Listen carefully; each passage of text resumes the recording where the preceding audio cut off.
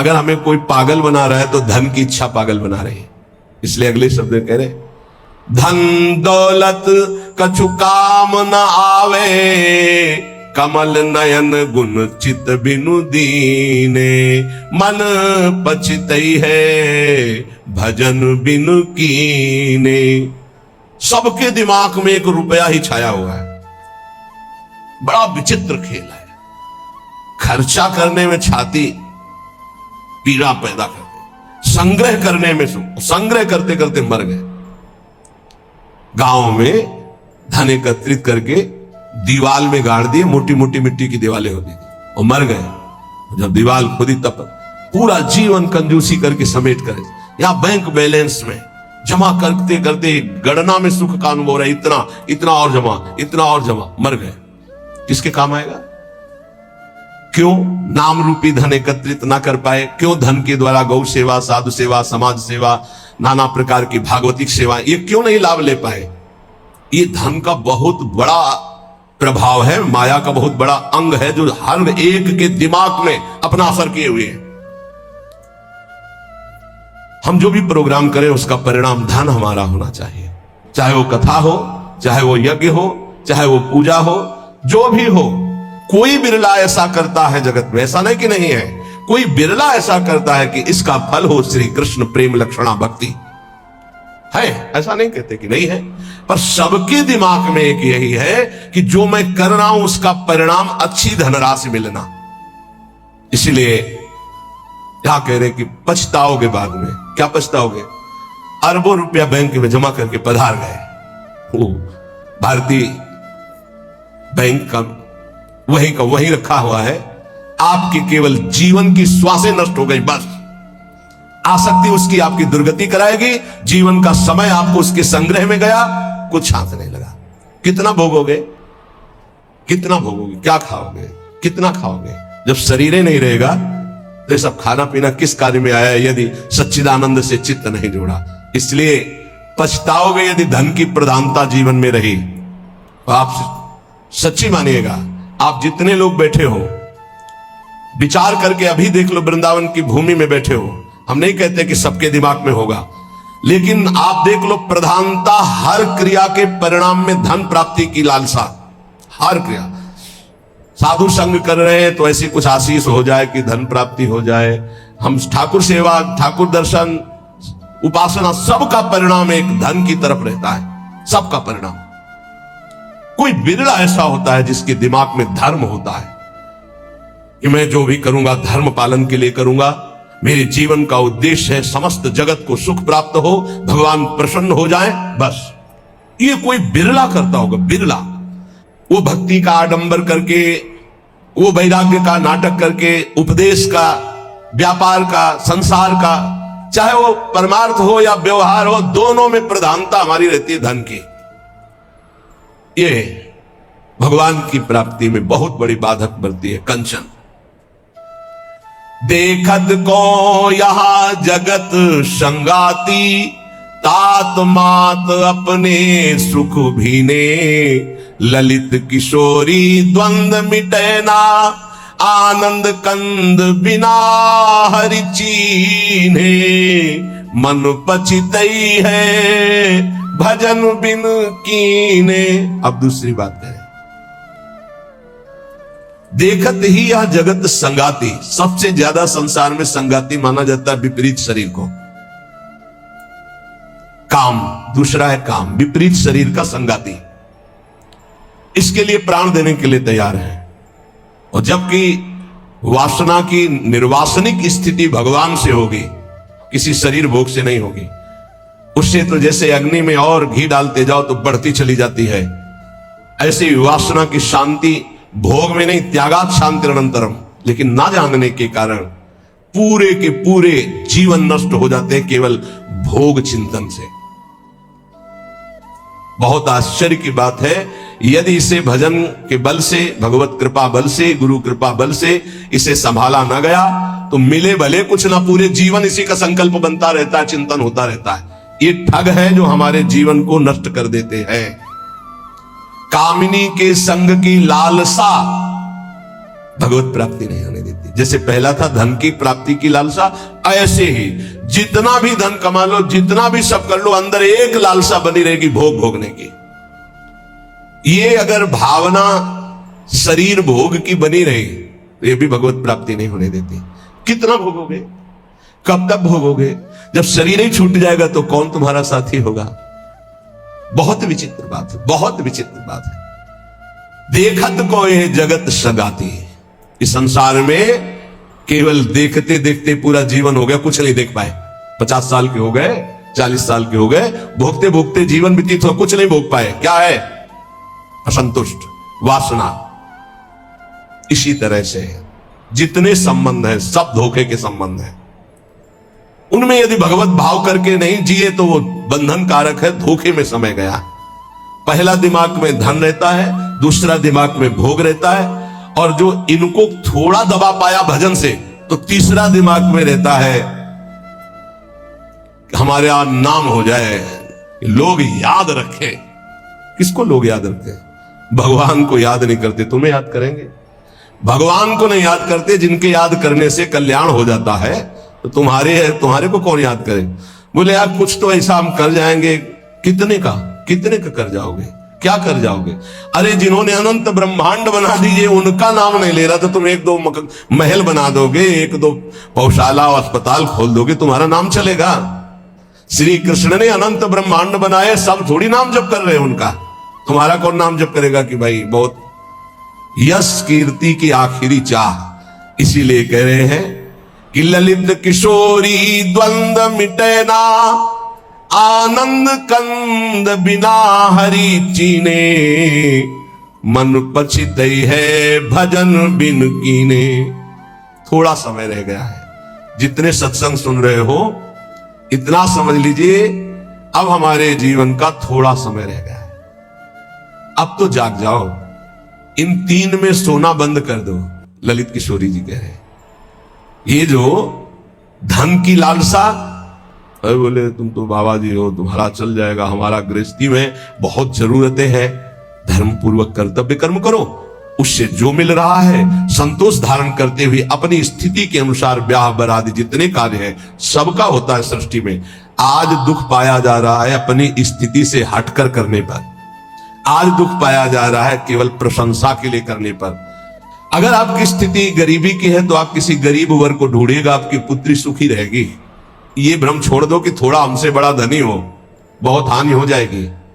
अगर आपकी स्थिति है और अपनी स्थिति के घर में बेटी का ब्याह करोगे तो बहुत सुखी रहोगे। अगर अर्थ की प्रधानता रखकर बेटे का ब्याह करोगे तो दुखी रहोगे। देख लेना, परिणाम में देख लेना। इसीलिए धन के लिए तुम इतना व्याकुल मत हो, कर्तव्य कर्म करो, जैसी परिस्थिति उसके अनुसार चलो। भोग के लिए इतना व्याकुल न रहो। जो धर्म पूर्वक पाणी ग्रहण किया है, भगवान की पूजा की भावना रखकर उसका, तो आप उससे मुक्त हो जाएंगे। नाम चिंता मत करो, नाम जप करो तो तुम्हारी विमल कीर्ति यहां नहीं भगवान के दरबार में होगी।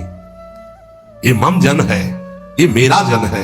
जैसे अम्बरीश जी की चर्चा भगवान के दरबार, भक्तों के यहां भगवान की जैसे चर्चा होती, ऐसे भगवान के दरबार में महाभागवतों की चर्चा। इतना नाम जप करो, इतना ठाकुर सेवा करो कि भगवान अपनी सभा में आपको याद कर ले। इससे बड़ी क्या बात होगी? त्रिभुवनपति की सभा में तुम्हारा यश गाया जाए।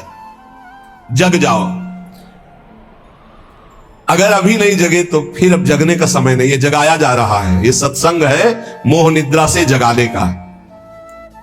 यहां तुम जिससे और किसी से प्रीति करते हो वो तुम्हें सुला देगा, जगाएगा नहीं। मोह भरे वचन बोल करके, मोह भरे कपट भरे वचनों को सुनने में बहुत अच्छा लगता है, लेकिन जब अध्यात्म और सत्य के वचन तो ऐसे लगते हैं बहुत कड़वे। मुंह मीठा भीतर कपट, पर्दा रहे है बास। मुंह में मीठा बोल रहे, हृदय में कपट है, वहीं पर्दा लगाए भगवान बैठे वहीं देख रहे। जो सतमार्ग के पथिक है उनकी जबान में भले तुम्हें कड़वाहट लगे, लेकिन हृदय बहुत मीठा है और बेपर्द होकर भगवान वहां से बोल रहे। पकड़ पाओ तो पकड़ लो। गोला मारे ज्ञान का संत सिपाही कोई, उत्कट जिज्ञासु बने तो अजब उजाला होए। अजब उजाला होए अंधेरा सब ही नासे, अंतर्मुख हो लखे आत्मा अपनो भाषे। कहे निर्भयानंद होए जिज्ञासु भोला, और जब संत मिले सिपाही तो ज्ञान का मारे गोला। अगर भगवान का पार्षद कोई संत जो विशुद्ध स्थिति में है, उसके वचन क्या करते हो? गोला का काम करते हैं। बोले ऐसा ज्ञान का गोला माला कि काम क्रोध लोभ मोह मद मत्सर सब मर गए और दिव्य प्रकाश हो गया हृदय में। गोला मारे ज्ञान का संत सिपाही कोई, उत्कट जिज्ञासु बने और अजब उजाला होए। अगर संत वचन सुन लिए तो अमोघ से खाली नहीं जाते हैं, ये तुम्हारे जीवन का परिवर्तन कर देंगे। बस आपको जरूरत है उन शब्दों को पकड़ने की। जिस समय अंतर्मुखता बढ़ने लगे, आपको अपने दोस्त दिखाई देने लगे, जान लेना संत वचनों का प्रभाव शुरू हो गया है। अंतर्मुख हुए लखे, अपने दोस्त दिखाई देने लगे, मेरे में ये कमी, मेरे में ये कमी, हे भगवान ये मेरी कमियां कैसे दूर होंगी? तो जान लो संत संग का प्रभाव आपके ऊपर पड़ रहा है। आत्मा अपनो भाषे, अपने आप से अपने स्वरूप का बोध प्रारंभ हो जाता है जब किसी सच्चे संत का संग मिलता है। पाता है निज आत्मा विषयन सो मन रोक, काम क्रोध के वेग की जो सह जावे झोंक। संत संगी वही है जो काम क्रोध के वेग को सह जाए। काम आया सह गया, क्रोध आया सह गया। हमें देखते हैं कि काम क्रोध को सहने की तो वृत्ति साधक में है, लेकिन ईर्ष्या को सहने की शक्ति नहीं है। वो जहां ईर्ष्या करता है, दूसरे से निंदा करने लगता है, तो फिर उसकी काम क्रोध की शक्ति बढ़ जाती है और वो सहन करने में असमर्थ हो जाता है। अहम मैं जितेंद्रिय हूं और ईर्ष्या दूसरे की उन्नति देखकर डा होना, जलन होना, जहां आया तो फिर वो वही परास्त हो गया जहां जीत रहा था। इसको पकड़ना। गुरु कृपा से काम और क्रोध पर विजय प्राप्त करने की योग्यता साधक में आ जाती। बहुत शीतल हृदय होने लगता है, क्या कुछ नहीं। और जहां उसके अंदर ये अहम आया और दूसरों को देखकर जलन होने लगी, अपने में अहम आने लगा, वहीं उसकी सामर्थ्य घट गई और वो उसी विषय के लिए रोने लगा। काम क्रोध आदि उसको परास्त करने लगे। समझना, इस बात में आध्यात्मिक चर्चा है जिससे आपको परम पद मिल जाएगा। आप अगर गुरु शरणागत है तो काम क्रोध आपके अंदर स्फुरित होंगे, परास्त नहीं कर सकते। चिंगारी की तरह स्फुरित होंगे, ज्वाला की तरह नहीं। पक्का समझ लो, दो बातें हैं यदि तुम काम क्रोध से परास्त हो जाते हो। पहला, आप गुरु आज्ञा का उल्लंघन करके कोई गंदी बात देख रहे हो, कोई गंदी बात कर रहे हो, कोई गंदी बात करने वाले लोगों का संग कर रहे हो। अगर ये नहीं तो फिर तुम काम विजयी होने का अहंकार कर रहे हो। अन्यथा स्फुरणा होती है और शांत हो जाती है। उसी मार्ग से चले हुए अनुभव की ये बात है। हम किसी की दूसरी तर्क वाली बात नहीं मान सकते, छाती की बात मानते। ऐसे स्फुरण होता है और शांत हो जाता है, क्योंकि उसके लिए कोई चारा नहीं है। धीरे धीरे स्फुरण भी बहुत कम होने लगता है। पर जहां देखा गया अपने में अहंकार आया कि मैं जितेंद्री, और जहां दूसरे की उन्नति से डाह, तो फिर वही उसको परास्त कर देते। चिंगारी को ज्वाला बनने में देर नहीं लगती। वो चिंगारी तब शांत होती है जब भगवत साक्षात्कार हो जाता है, सूक्ष्म रूप से विकार रहते हैं। पता है निज आत्मा विषयन सो मन रोक।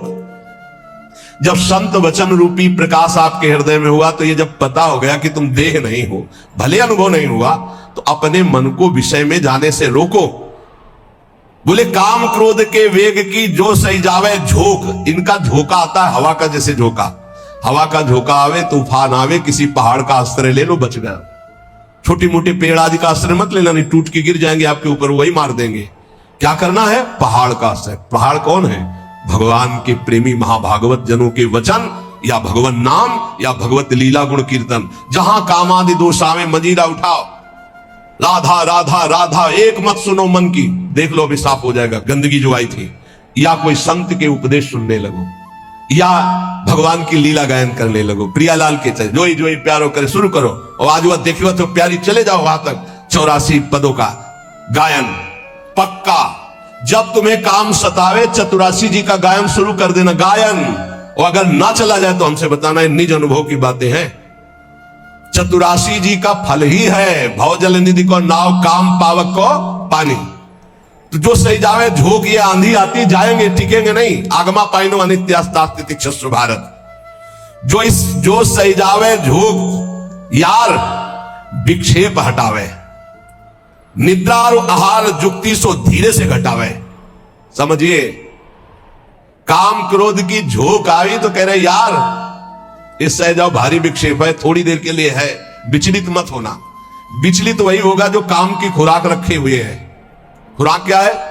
मोबाइल खोला, गंदी बात देख ली, या कोई अपने हाथ से गंदी क्रिया कर ली, या गंदे जनों का संग कर लिया। इससे क्या होगा? आप झोंक नहीं सह पाएंगे बेकार की। कह रहे हैं जो सही जावे झोंक यार विक्षेप हटावे। प्रभु के दर्शन में यही बाधा है, नहीं तो खुले टहल रहे हैं। वृंदावन है, यहां खुले प्रभु टहल रहे हैं, बस दृष्टि चाहिए। यार का तात्पर्य बहुत प्रेम भरा शब्द है। मित्र, एक बार सह जाए इसकी झोंक को, आगे निकल जाएगा। जो सही जावे झोंक यार विक्षेप हटावे। तो विक्षेप कैसे हटेगा? बोले निद्रा और आहार जुक्ति सो कछु धीरे से घटावे। बस कल भी चर्चा हुई थी निद्रा और आहार को कम करने की, पलटू स्वामी की। इन निर्भयानंद जी बड़े सिद्ध महापुरुष ब्रह्मानंद में डूबे हुई, इन दो पर असर साधक अपना दिखा दे। ये दो सबके ऊपर असर दिखाए, पूरा जीवन व्यतीत हो जाता है। खाना और सोना, अच्छा भोजन हो, खूब चक सोने को मिले। कह रहे हैं कि अगर परमार्थ का लाभ लेना है तो साधक दो पर अधिकार करे, नींद और भोजन। फिर बार बार कहते हैं अभ्यास अभ्यास। नींद और भोजन, ये दो, निद्रा और आहार। फिर तीसरे पर विजय जो मैथुन, फिर चौथा जो भय। ये चार ऐसे दोष है पूरी सृष्टि को अपने अधीन किए। निद्रा, भय, आहार, मैथुन, ये सब के सम जग उपजाए, सब इसी में फंसे हुए। ऐसा साधक इन चारों पर विजय प्राप्त करनी। निद्रा तब जब आहार पर आप संयम करेंगे। बहुत बार आहार पे चर्चा होती, भाई आहार को संभाल लो, इसको बढ़ाते चले जाओ, एक एक कवल बढ़ता चला जाएगा। इसको घटाते चले जाओ, घटता चला। 400 ग्राम में पूरे 24 घंटे शरीर का सम्यक मेहनत करते हुए पोषण हो जाएगा 400 ग्राम में। यहां यही है कि अगर आप भगवत मार्ग में चलना चाहते हो तो आहार पर संयम करो, तो नींद पर संयम हो जाएगा। आहार पर संयम करो, पर इतना भी संयम न करो कि सीढ़ी चढ़ने उतरने लायक न रहो। उचित आहार लो जितना आपको नींद ना सतावे। ये बहुत बड़ी सिद्धि है। अगर आप निद्रा और भोजन पर शासन नहीं किए तो काम और क्रोध पर शासन नहीं कर पाओगे, पक्का। ये चार चीजें साधु के जीवन में बिल्कुल शासन में होती है। निद्रा, भय, आहार, मैथुन। भय नहीं होता साधु को। साधु का मतलब होता भगवत मार्ग के पथिक, चाहे गृहस्थ हो चाहे विरक्त हो। और नींद पर बहुत शासन होता है, और आहार पर बिल्कुल विजयी होता है वो। और वो मिथुन धर्म का त्यागी होता है, चाहे गृहस्थ हो चाहे विरक्त हो। अरे ऐसे ऐसे गृहस्थ हैं अपने ही पास है कि हम उनकी चरण वंदना करते हैं। वृंदावन में शपथ पूर्वक पति पत्नी कसम खाकर ब्रह्मचर्य से रह रहे हैं। सच्ची कहते हैं, हृदय से साधु बनने पर भी पूरे जीवन डर रहा है इसी बात का। और वो पति पत्नी एक जगह रह करके संयम से हम उनकी चरण वंदना करते हैं, चरण वंदना करते हैं। कोई भी जगत का महात्मा इस बात से डरता है कि संयोग ना हो। वो संयोग में पड़े हैं, एक ही घर में रहते हैं, ज्यादा जगह नहीं तो हो सकता है कोई एक ही आसन में रहते हो, लेकिन बलिहारी कसम पूर्वक ब्रह्मचर्य। और यही नहीं, बाहर भी रहते हुए ऐसे शिष्य है, तब ये लगता है कि भगवान की कृपा अमोघ है, क्या नहीं कर सकती। और आप लोग तो बैरागी हैं। निद्रा और आहार जुक्ति सो धीरे सो कछु घटावे। धीरे धीरे घटाना चाहिए। नींद और आहार, देखो संतों ने कहा है, निद्रा और आहार जुक्ति सो कछु घटावे। कहे निर्भयानंद झूठे जाने सब नाता, विषय सो मन रोक आत्मा निज का पाता। जब समस्त विषयों पर विजय प्राप्त कर लेता है तो आत्मानंद का उसे अनुभव स्वयं होने लगता है। अष्ट सिद्धि नौ निधि हमारी मुट्ठी में हरदम रहती। ये नाम जापक, ये सांसारिक लाभ की तो बात जाने दो। अष्ट सिद्धि नौ निधि हमारी मुट्ठी में हरदम रहती, नहीं जवाहर सोना चांदी त्रिभुवन की संपत्ति चाहती। भावे ना दुनिया की बातें दिलवर की चर्चा सहती, ललित किशोरी पार लगावे माया की ये सरिता बहती। राधा राधा राधा, सब सिद्धियां सब लाभ आपको प्राप्त है। जो नाम जापक अपने कर्तव्य को भगवान में समर्पित करता है वो कैसा सिद्ध महापुरुष हो जाता है। जगत गुरु भगवान श्री कृष्णचंद्र जो गीता जी में महापुरुष की स्थिति का वर्णन करते हैं, त्यक्त्वा कर्म फला संगम, बहुत दिनों के बाद आए, त्यक्त्वा कर्म फला संगम नित्य तृप्तो निराश्रयः, कर्मण्यभिप्रवृत्तोऽपि नैव किंचित करोति सः। इसीलिए बीच बीच में रुक जाता है कि बहुत स्थिति का ऊंचा वर्णन यहां है और उसके लिए कुछ साधना चाहिए। जब तक अच्छी साधना नहीं होगी तो सिद्धावस्था को समझ पाना बड़ा कठिन होता है। और ये भगवान की वाणी ऐसे अर्थ पढ़ लेना तो अलग बात है, उसको समझना। त्यक्त्वा कर्म फलासंगम नित्य तृप्तो निराश्रया। देखो पहले एक एक शब्द में डूबा जाता है। शास्त्रों का मनन कैसे होता है? निराश्रया, किसी का भी आश्रय न हो। सिद्ध पुरुष कैसा होता है? निराश्रित होता है, एकमात्र अपने स्वरूप में स्थित या भगवान में स्थित, सब अन्य आश्रय रहते। और यहां एकमात्र भगवान ही का आश्रय नहीं और सब आश्रय है। देख लो अंदर से। सिद्ध पुरुष कहता होता है नित्य तृप्तो, कभी कोई चाह ही नहीं होती, जैसे गले तक छका हो फिर उसको कुछ भी नहीं। नित्य तृप्तो त्यक्त्वा कर्म फलासंगम, किसी भी कर्म की कोई भी फल की आशा नहीं रहती। कर्मण्य भी प्रवत्तोपि नैव किंचित करोति सः, अच्छी तरह कर्म करता हुआ भी वो किसी कर्म का कुछ फल नहीं चाहता। स्वाभाविक केवल भगवत प्रेरणा से कर्म हो रहे हैं, उनके कोई फल की इच्छा नहीं, क्योंकि जो सब कर्मों का परम फल है वो भगवान का साक्षात्कार उनको प्राप्त हो गया है। ये सिद्ध पुरुष के लिए श्लोक गाया गया है। जो कर्म और कर्म फल की आसक्ति का त्याग करके सब आश्रयों से रहित सदा तृप्त रहता है, फिर भी वो अच्छी तरह शास्त्र आज्ञा के अनुसार कर्म करता है, पर किसी भी कर्म फल की कोई आकांक्षा नहीं है, वो सिद्ध हुआ पुरुष कहा जाता है। श्री भगवान कह रहे हैं। लेकिन यहां उल्टा है। अगर हम कोई भी कर्म करेंगे तो पहले हमारा जो सोच होगी वो उसके फल पे होगी। ये सोच नहीं होगी कि हमारा धर्म है इसका पालन करना। कोई भी कर्म बिना फल की आकांक्षा के आप शुरू ही नहीं कर सकते। सोचो, सोचना जरा। कोई भी कर्म करेंगे तो इसका फल क्या होगा, ये हम साधक के लिए कह रहे हैं। जो विषयी है वो नहीं सोचते, जो सिद्ध है वो नहीं सोचते। दोनों बात समझना। जो विषयी है वो नहीं सोचते कि इसका परिणाम क्या होगा, जेल मिलेगी कि दुर्गति होगी कि नरक जाएंगे कि शरीर नष्ट हो जाएगा, ये कुछ नहीं सोचते। जो सिद्ध है वो पूर्ण तृप्त है, इसलिए केवल शास्त्र सम्मत कर्म करते हैं, वो फल की आकांक्षा या फल की सोच ही नहीं रखते। जो बीच में है, ना पूरे विषयी है ना पूरे साधक है, वो पहले फल सोचते हैं। परिक्रमा का क्या फल होगा, सत्संग का क्या फल होगा, यह करेंगे तो इसका फल क्या होगा। फल पर दृष्टि रखने वाला अध्यात्म को धारण नहीं कर पाता है। भगवान कह रहे कर्मण्येवाधिकारस्ते, तुम कर्म से केवल अपना अधिकार रखो, फल के ऊपर नहीं। फल में सुख दुखे समय कृत्वा लाभा लाभो जया जयो, जय या पराजय, लाभ या हानि, सुख या दुख, इसमें समान भाव रखो। यह अध्यात्म, और यह तो सिद्ध पुरुष का लक्षण है। अब यहां ध्यान देना है, मैं कर्म करता हूं, ये कर्म मेरे लिए है और इसका अमुक फल मिलेगा, ऐसी जन साधारण साधक की स्थिति रहती है। ये उसके बंधन का कारक है, चाहे जितना बड़ा कर्म कर ले। ध्यान से सुनना, है गीता जी है। ये मैं कर्म कर रहा हूं, इस कर्म का मेरा ये फल होगा, वो कर्म फल का और कर्म कर्ता बनने के कारण चाहे जितना ऊंचा कर्म करे वो बंधा ही रहेगा, मुक्त नहीं होगा। भले शुभ कर्म किया तो देवलोक जा, तपलोक जा, पर आना तुझे मृत्युलोक में ही पड़ेगा। लेकिन जो सिद्ध महापुरुष होता है, परिक्रमा चलो, स्वाभाविक उसको कोई लक्ष्य नहीं कि इसका फल क्या होगा। इसका अच्छा अटल्ला चुंगी से मुड़ गया, उधर पूरी नहीं हुई, कोई उसको शोक नहीं है, ना कोई लाभ है ना कोई हानि है, स्वाभाविक कर्म हो रहा है। क्यों? क्योंकि उसने अपनी इंद्रियों को, अपने मन को अधीन करके परमात्मा तत्व की स्थिति प्राप्त की है।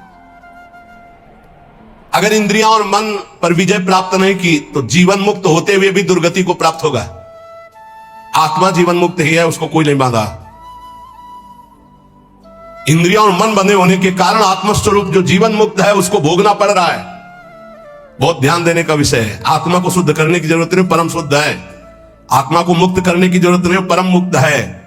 तो बंधा कौन है? इंद्रियों और मन में तुम्हारी तन्मयता, इंद्रियां मन विषय भोगों में।